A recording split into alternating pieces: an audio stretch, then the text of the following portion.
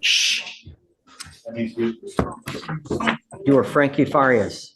Mr. Farias, you're charged with two cases. You're charged with driving while intoxicated. You're also charged with assault of a family member. You're facing up to a year on the assault case and or a $4,000 fine. And on the DWI, you're facing up to 6 months in jail and or a $2,000 fine. What have you guys worked out?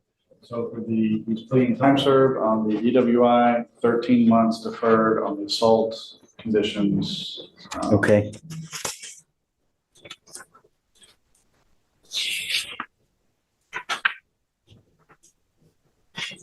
This is how you understand this agreement. I'm sorry. You have two agreements on both of your cases. On the DWI, they've offered you 3 days in jail, credit for the 5 days that you've done. But you need to understand that that charge will go on your record. It's going to be there for the rest of your life. From now on, you are facing a minimum of 30 days in jail. So this time served, it's a minimum of 30 days in jail. Anytime you get pulled over, an officer is going to look at your record. They're going to see this. What do you think they're going to do if you smell like alcohol or dope? Right. I would never, even if you've had a sip of alcohol, I would not get into a car because it is a humongous risk. As far as the assault of a family member is concerned. And here comes the family violence kicker.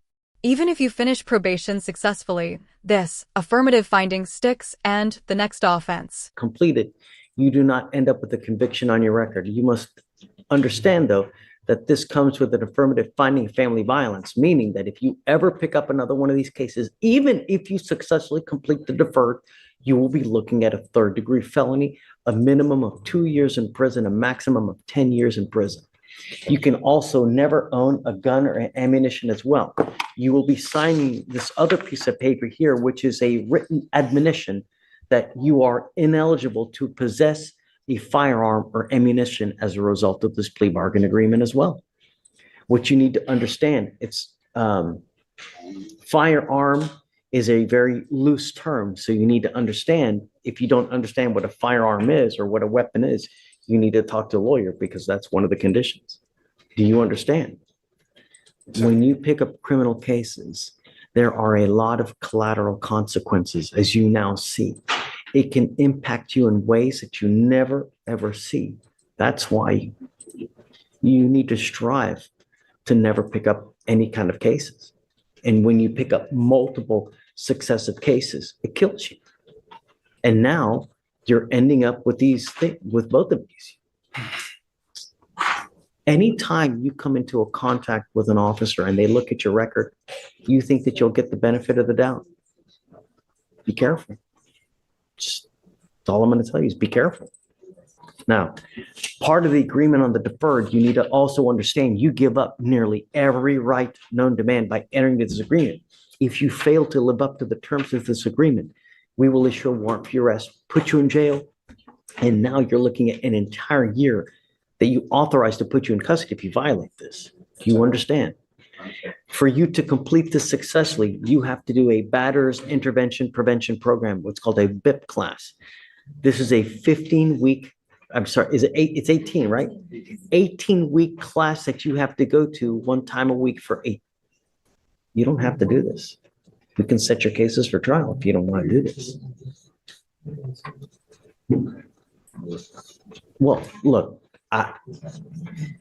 if you have that kind of attitude and you go into it. Attitude, Judge, is just, I mean, I understand, I messed up. I messed up. It's no one's fault but mine.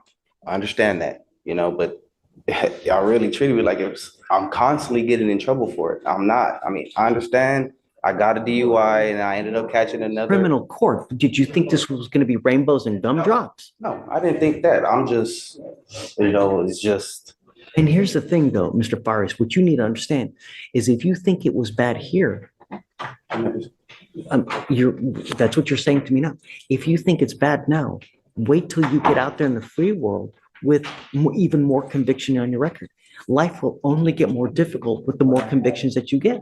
I hadn't been getting in trouble for the past year. I got that DUI in 2020.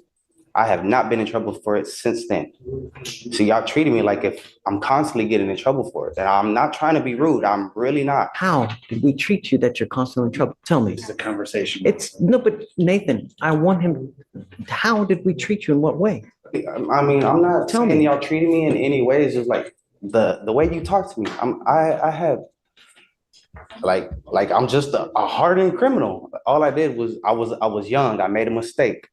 I was 20. I made a mistake. I was drinking. It was just a mistake. Please do not admit to committing the offenses. We actually haven't been found guilty yet. You mean how I'm talking to you right now? Yes, sir. I'm telling you what to expect. And I understand that, And I'm but telling you how it's going to affect you. and I understand that. And I'm telling you that you can't own a gun. That's fine. No problem. You can't own any ammunition. That is fine. No problem whatsoever. If you pick up another assault like this, you're looking at 2 to 10 in the penitentiary. See, but I didn't assault nobody, but I You're pleading understand. guilty to assaulting. But I understand. You're I'm not going to take your agreement. If you're telling me you're not guilty, then we're not going to do it. That's how this works. You're pleading guilty and admitting that you committed a crime. Okay. If you stand up here and say you didn't commit a crime, No, then no, you're not pleading this guilty. isn't like, it's not a game. And I'm not going to let you Understand that. plead guilty if you're not guilty. If you're not guilty, then let's try it. I'm not taking your plea of guilty if you're not guilty. That's it. You know, At this point, I politely request that we reset this case, short distance, have the client's appearance be required. well, hold on a second. How old is the case? I mean, the case is from 20, it's 510 days old. No, we set the case for trial today. Notice how firm the judge is here. He's I'm not making here it crystal clear there's no pleading guilty while claiming You're either innocence. guilty or you're not guilty, but we don't plead people guilty when they're not guilty. That's not a game that we play here. And understand, the way I talk to you now is in hopes that you don't pick anything up in the future, I because promise you I haven't. do you know how many times I hear that? I'm pretty sure you hear it on an everyday basis. I'm Every- sure you do. Same. But I'm the one that I am one of those persons that means it when he says it. I'm gonna hit the pause button. You This- pick up a case in 2020, and now you pick up a case in 2023. I'm gonna hit the pause button here. What you're getting upset about is actually the language that the judge is required to say. He's not admonishing you about anything special about your case. He doesn't care anything about you, but what you're pleading guilty No, to carries you're- with it these consequences. I understand. If you plead guilty to an assault family violence, there's an affirmative finding of family violence, as was explained to you. A second offense is automatically a third-degree felony. Third-degree felony punishment range is 2 to 10. If it's a strangulation, it's now 2 to 20 because it's a second-degree felony. This is automatic, has nothing to do with you, only has to do with what you're pleading guilty to. The DWI is similar in concept. If you plead guilty to DWI today and get convicted, which is what you're planning on doing, the second one is automatically a Class A misdemeanor with a maximum punishment of a year in county or a $4,000 fine. That has nothing to do with the facts of your case and your level of guilt. It's just the fact that you are pleading guilty. At the same time, I don't like this conversation. We're walking away and we're going to have a later court date. So you go over here. So if you want to continue on the DWI and tee up the assault, we can do that as well. No, Judge. With him, we're not doing any pleas. At your request, we'll set the case for trial. I'd ask for 30 days. I'll have a conversation with Totally. him. And if he wants to do the plea, we can do the plea.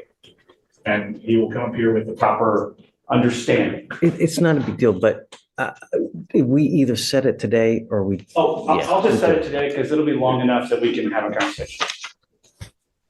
Almost So- 30 or so days, Judge. Yeah. November 19th. That's, That's fine. it's over 30 days. Yeah. Okay. It's not that, it's just that I don't remember when Thanksgiving is, which is a week or two after that, so we're fine. It's that Tuesday. So it's the Tuesday before. Tuesday, the week before, Correct. we're fine. Okay. 11/19 it is on both All right. cases. Is Ramona in the back? Do I need to go talk to her? Yeah. No. Well, I'll tell them. But don't let So them leave. Nathan, you're